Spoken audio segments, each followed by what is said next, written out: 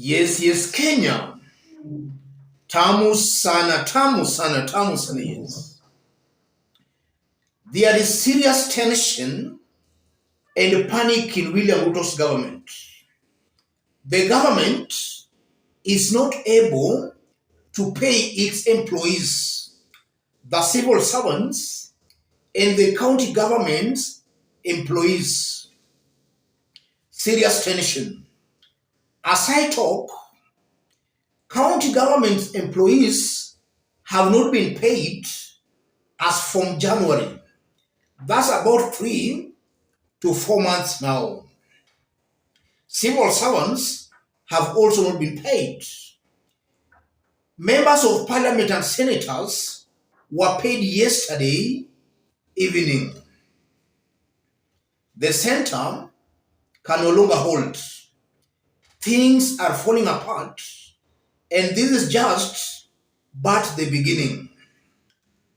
And the irony of it, as that happens, we are seeing the government, Ruto, creating more positions, adding more positions, the 50 CASs. More positions are being created. As that happens, we are seeing individuals who squandered trillions and billions, their corruption cases being dropped. The squandered amount that had been seized by the government being returned to them. And when I talk about the money being returned to them, it's in the public domain. That shillings 200 million that had been seized by assets and recovery was returned to Rigathi Gachagua. There are individuals who are charged of corruption running into tunes of billions. Those cases are being dropped, and it's almost certain that they might be even refunded some of the amount that might have been seized by the government. So Kenyans, that's where Kenya is in. Things are just falling apart, and nobody in government has the solution. It's coming out very clearly that the current government leaders are very clueless on governance. In this video, I want us to dig deep into this story to see the implications of all this on Kenya. If you are watching us, but you have not yet subscribed, subscribe, give this video a like. Yes, the government is not able to pay its employees. So the question begs, are things going to improve as time goes by? Or are things going to worsen as time goes by? That's the big question, a question that if we can accurately answer, we will just know where Kenya is headed. If you look at the individuals appointed in this government, they are people of very clear characters. Murderers, rapists, very corrupt individuals. Some had their murder charges, corruption charges, some had those cases to be dropped for them to get government jobs.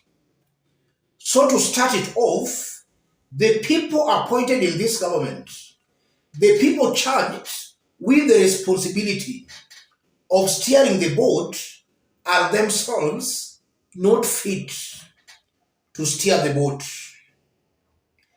These individuals will not stop being corrupt now that they've been appointed to senior government positions.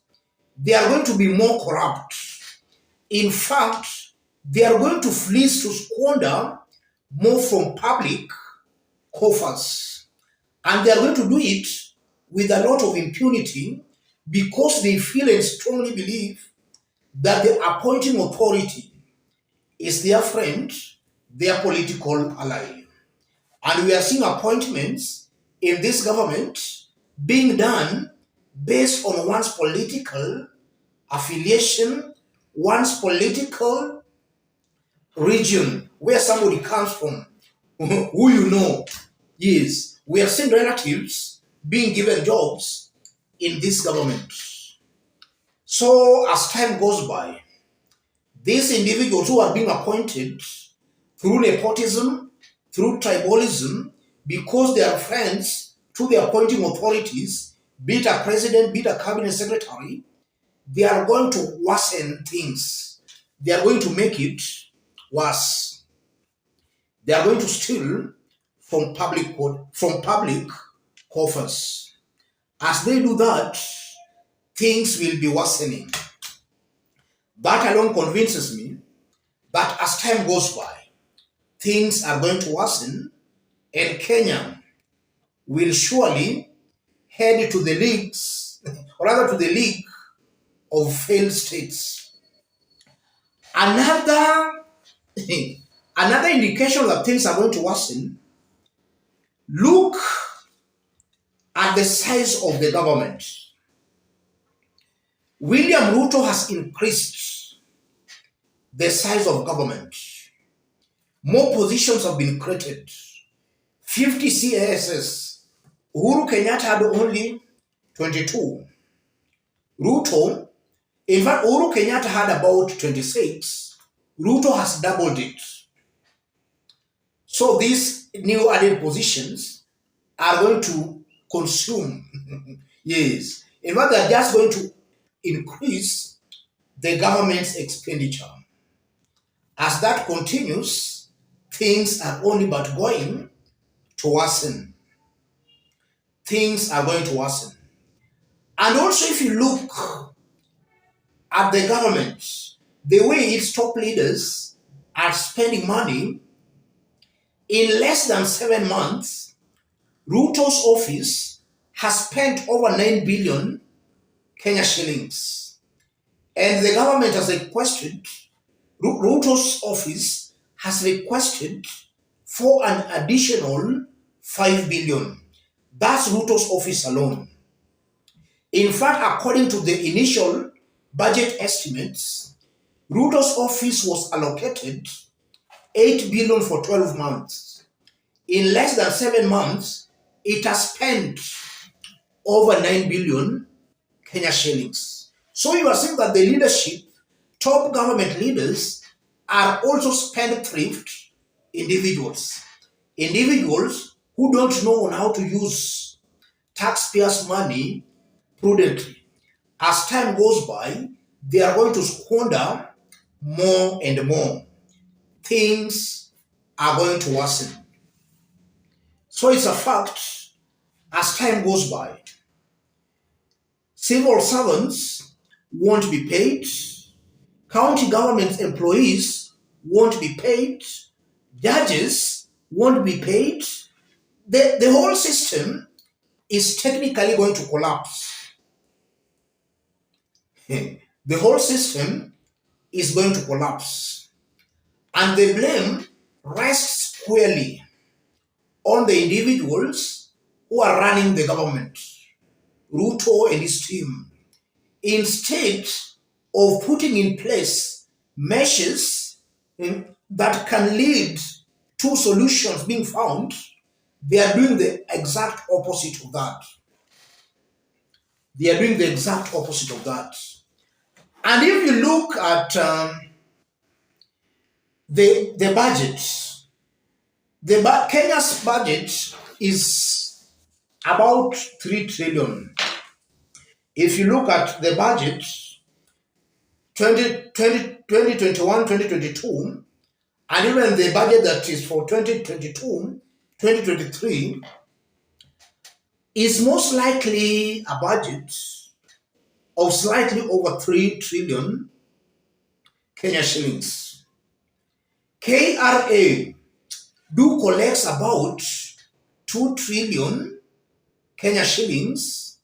Yes, 2 trillion Kenya shillings per year. That's the collection from KRA. So even if we leave the loans and the grants, you are seeing the government, its expenditure is already more than what it collects. This is a government running on debts. Ruto is not seeing that. He's going ahead creating more positions. According to the Auditor General's report, Kenya loses about a third of its annual budget to corruption. In a budget of 3 trillion, 1 trillion disappears in men and women's pockets. So 1 trillion is actually being wasted. And with the individuals we have seen and we are still seeing being appointed in this government, corruption is only going to increase. So instead of 1 trillion disappearing through corruption, it can even double. We can find a government collecting 2 billion and then that 2 billion disappears through corruption. Yes, it's possible. And that's why I'm saying eventually civil servants won't be paid, county governments won't be paid, all these arms of government employees, they won't be paid. Kenya will come to a standstill. And the government might try, and we have already seen, it's trying to overtax Kenyans in order to cover for the shortage. That's also not going to work. Kenyans are going to rise against the government. And this is why I still maintain, and I believe, Ruto reaching 2027, he will be a very lucky man. If he reaches 2027 as the president, he will be a very lucky man. And that's why Azimio, Raila Odinga and his team should not make any blunder of joining hands with this government. This is a government headed to the dogs. It's surely going to fail. Let me stop it there, ladies and gentlemen. If you want to support our forum, I've pinned my number on the comment section. Contact me through the number. Let's meet in our next analysis. Thank you.